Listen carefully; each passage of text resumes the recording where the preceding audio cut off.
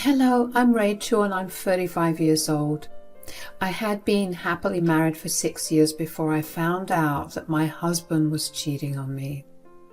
While that in itself was shocking, the way in which I found out was even more absurd. Allow me to tell you my story. I met my ex-husband Joey at college. We shared a few classes and got paired to do a few projects, which is what got us talking. He asked me out on a date and I said yes. That one date turned into many more. We dated for around 4 years after that. At that time, we graduated and moved in together. We spent some time focusing on our careers and we had no concrete plans for marriage, but we did talk about it happening sometime later on. However, when I was 25, I got pregnant with my daughter Noelle. Joey was ecstatic about the pregnancy and so was I. We decided to get married as soon as we could. We got married 3 months after I found out I was pregnant, and then another 5 months later, I gave birth to Noelle.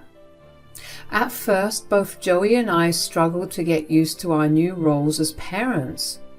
We were constantly sleep deprived and had absolutely zero time to ourselves, especially because we were also working full time. So I decided to take a step back and work only part-time. Joey made a little more than I did, and it was the smarter decision. That way, at least, we were able to give each other a break whenever we needed it. Our arrangement worked quite well. In fact, it worked well enough that we decided that we just leave it this way. And that's how it was for the next 4 years. I took care of Noelle the most, while Joey brought home the money and would take care of her on the weekends while I worked. However, things changed suddenly one day for us. It was a regular day. I greeted Joey as he walked through the door after work. "How was work?" "Tiring as usual, but I do have some news." "Oh no, is everything okay?" "Yes, I still have my job, but I got told that I'll be needing to put in more hours." "Okay, how many more hours?" "A few more, and I'll have to be traveling on business trips." "Are they going to be paying you more?" "No." "What? Then how is it fair that they're asking you to do more?" "I know. They promised me a promotion if I prove myself worthy." "That's not good. What if you work like a dog and they never give you a promotion? Did you talk to them about this?" "I did, and they told me that if I had any problems, then I was free to leave." "That's not right." "I know, but what choice do I have? We have a child and I can't afford to lose this job." "You're right, but that doesn't mean that you can't start applying to other jobs."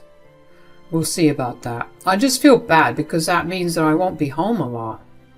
"Hey, that's okay. You're working hard to make sure that we live comfortably. I'll quit my part-time job so I can be more present with Noelle." "I'm sorry that you have to do that." "No, it's okay. These are the struggles that we need to go through to have a better life. You don't need to worry too much. Besides, I have a few friends with connections and I can ask them to ask around for any openings that other companies might have for you." "That would be good. Can we not talk about this for now? I'm already tired and I just want to rest for now." "Of course. I have dinner set for us to have. Go freshen up and come back downstairs." I felt bad that Joey would barely be home. I tried my best to find him other jobs, but Joey always had an issue with them. Eventually, I just gave up on trying to help him.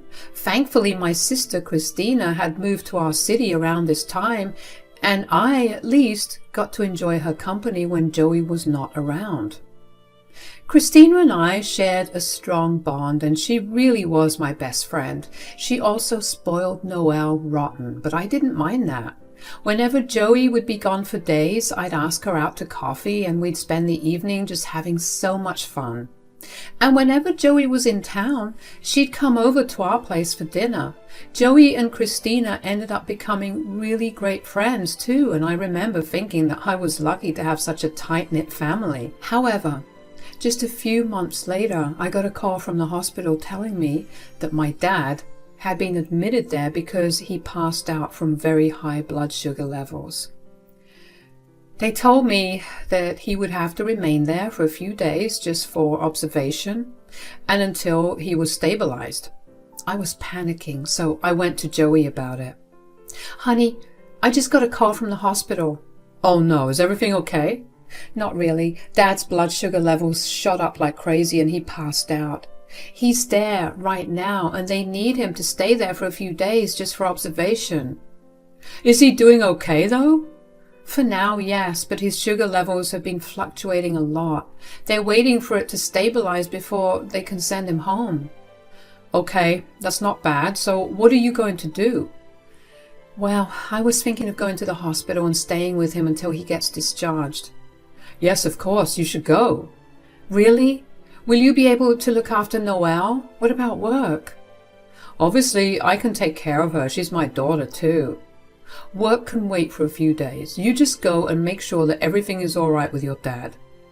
"Yeah, okay. I was just worried because you've been really busy with work and I don't want Noelle to be left alone at all." "You don't have to worry about a thing, okay? I'll make sure that Noelle is well taken care of. You only have your dad right now, so you should go take care of him." "You're right. I'll call Christina and tell her about the news. She can come around too, and maybe we could switch days so you can work and I can take care of Noelle." "I don't think that's a good idea." "What? Why?" "Well, Christina's already going through a rough patch right now, and staying at the hospital with your dad will need her to take off from work, and that's something she can't afford to do." "But this is her father. I'm sure she'll want to be there for him." "Yeah, but it will also add more stress on her. Why don't you just keep her updated about how things are going, and maybe, if, God forbids, things get worse, she can come over then." "Fine. I don't have the mental space or energy to look into the rationale of all this. Just take care of Noelle. I'll make a timetable and send it to you. Just follow that, okay?" "Don't you worry about a thing. Go be with your dad. I'll hold down the fort for a few days. Keep me updated too." "I will. Thanks, honey."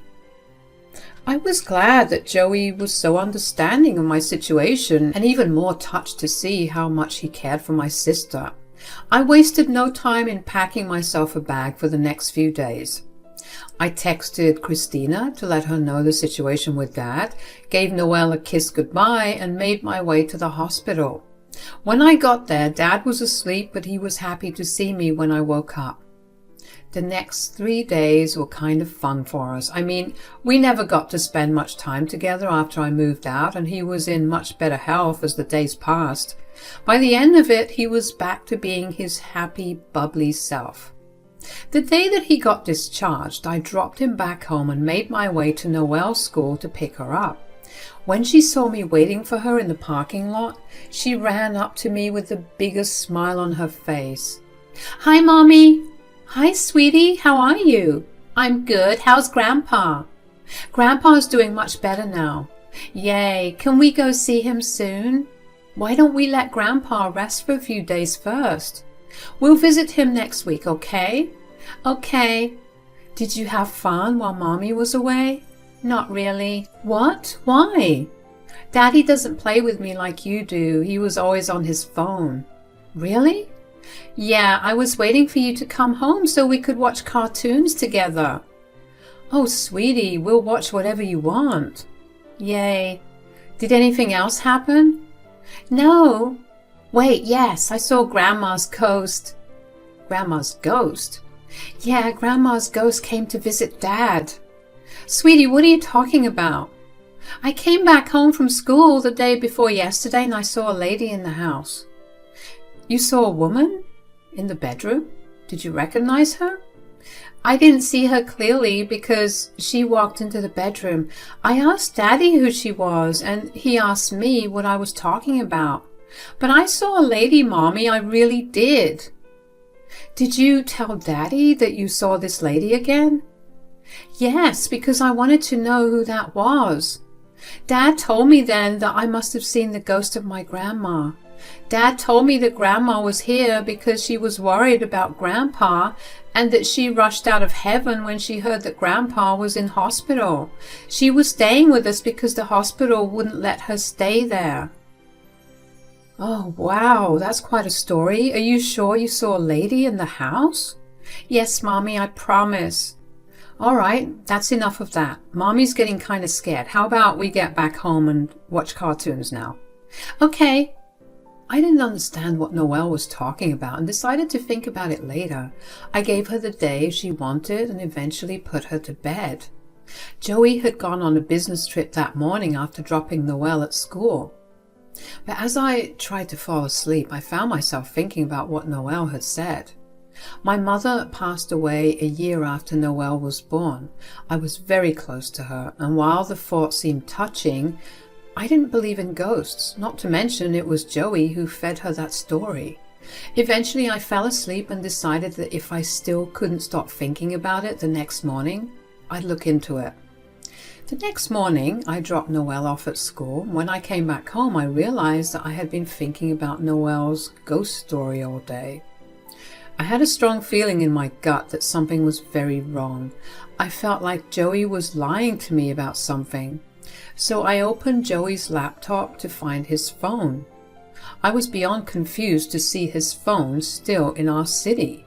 He had told me that he was going to New York. I zoomed in a little more on the actual location of his phone and I was shocked to see that he was at my sister's house. My head was spinning. Why would he have to lie about that? I then did something I was not proud of. I went through his messages and his social media. That was where I found my smoking gun.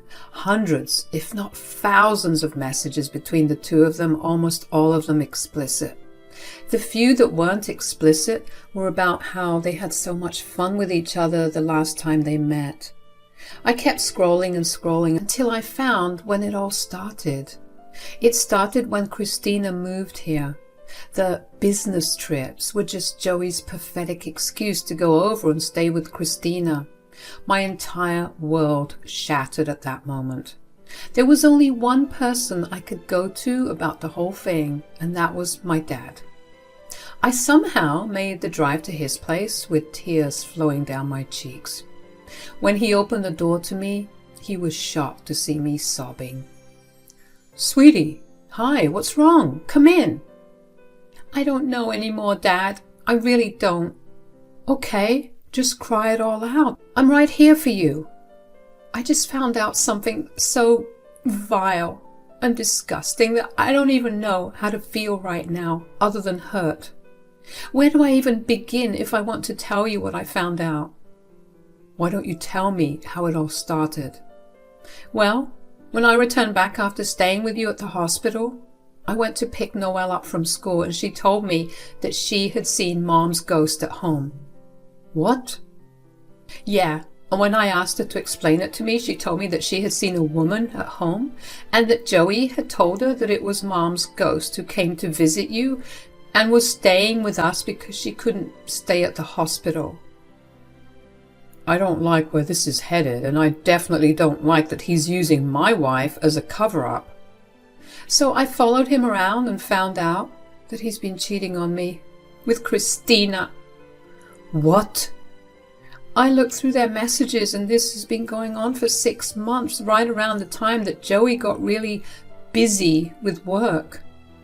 I don't know what to do anymore." "Hold on. Is that why your sister never visited me at the hospital?" "Yeah. He was the one who convinced me not to call Christina over to the hospital when you were sick, because he didn't want her stressed out. But really, he just wanted to get in her pants. I feel so sick." "This is absolutely unacceptable. Sweetie, I'm so sorry this is happening to you. Do you want me to have a word with Christina?" "What will that do?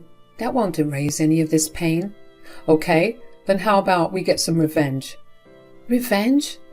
Isn't that like childish?"